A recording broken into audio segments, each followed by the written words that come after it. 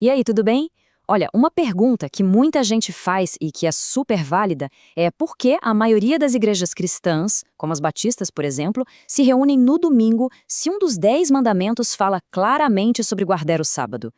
É uma ótima pergunta e hoje a gente vai mergulhar fundo nisso para entender a lógica por trás dessa mudança. E essa é a nossa questão central. E olha, não é uma pergunta boba não, viu? Porque o mandamento de guardar o sábado tá lá, no coração da lei do Antigo Testamento, dado direto por Deus a Moisés. Então, como é que uma fé que tem esse livro como base chegou numa prática tão diferente? Exatamente. A gente não está falando de uma regra qualquer. A ordem de descansar no sétimo dia é um dos 10 mandamentos. Então, o que aconteceu? A resposta não é que o pessoal simplesmente decidiu ignorar um mandamento, mas sim que uma mudança fundamental aconteceu no jeito de entender a fé. Vamos ver qual foi.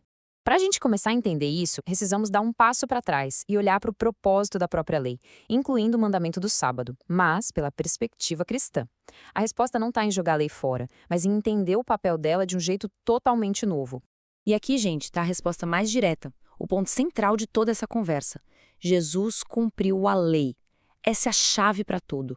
A ideia não é ignorar a lei, mas entender que o propósito dela foi completado. E quem diz isso é o próprio Jesus, com todas as letras.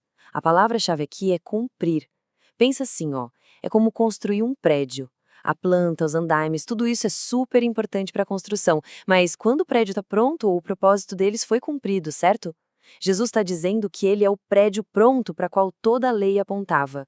E aí, o que acontece com os andaimes depois disso? Ok? E isso leva a gente direto para o próximo ponto, que é fundamental: a ideia de uma nova aliança. O cumprimento da lei por Jesus inaugura um jeito completamente novo de se relacionar com Deus. Para explicar essa virada de chave, o apóstolo Paulo usa uma imagem muito forte, uma metáfora visual mesmo. Ele diz que muitas das regras do Antigo Testamento, e aí inclui a guarda do sábado, eram como uma sombra de algo muito maior que ainda estava por vir. E aqui está o pulo do gato dessa metáfora. Uma sombra não tem substância, né? Ela só aponta para a presença de algo real.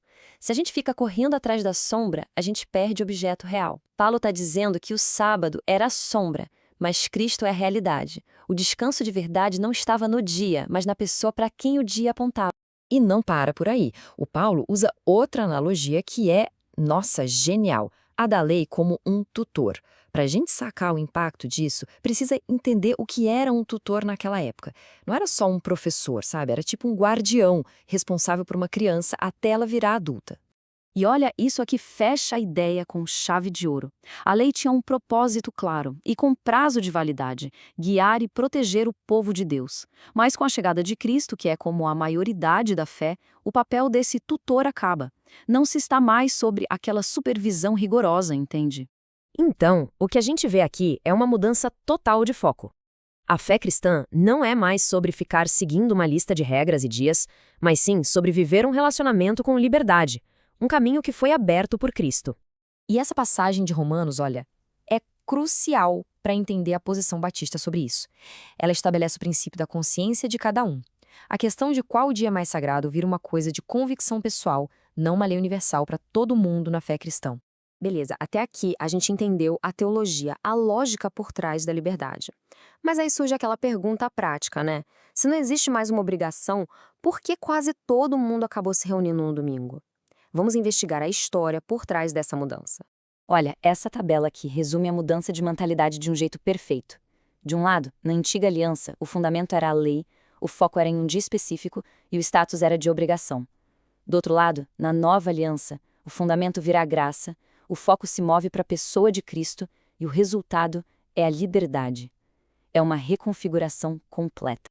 E aí vem a pergunta óbvia, né? Se não tem mais essa obrigação de guardar um dia, por que a grande maioria dos cristãos, incluindo os batistas, se reúne justamente no domingo? E a resposta é muito legal. Não foi um novo mandamento, foi uma celebração que surgiu naturalmente.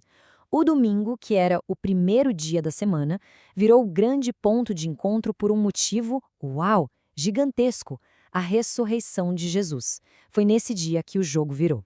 E a gente vê isso se tornando um padrão.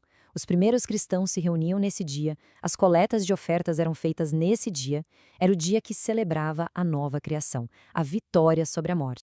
E olha só, essa prática não fica só na Bíblia, não. Os registros históricos que a gente tem, logo depois da época dos apóstolos, também confirmam essa tradição de se encontrar no domingo.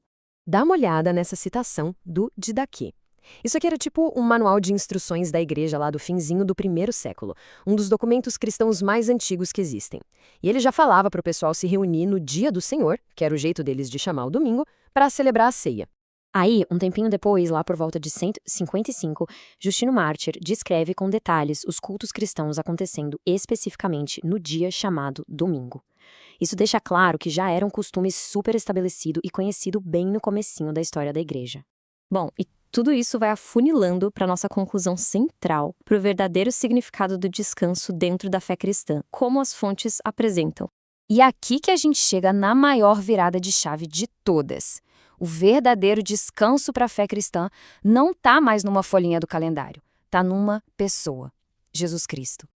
Então, o verdadeiro descanso do sábado não é sobre parar de trabalhar por 24 horas. É sobre achar aquela paz de verdade, sabe? Confiar naquilo que Cristo já fez. É um descanso para a alma, que está disponível todo santo dia. E para fechar, fica aqui uma pergunta para a gente pensar.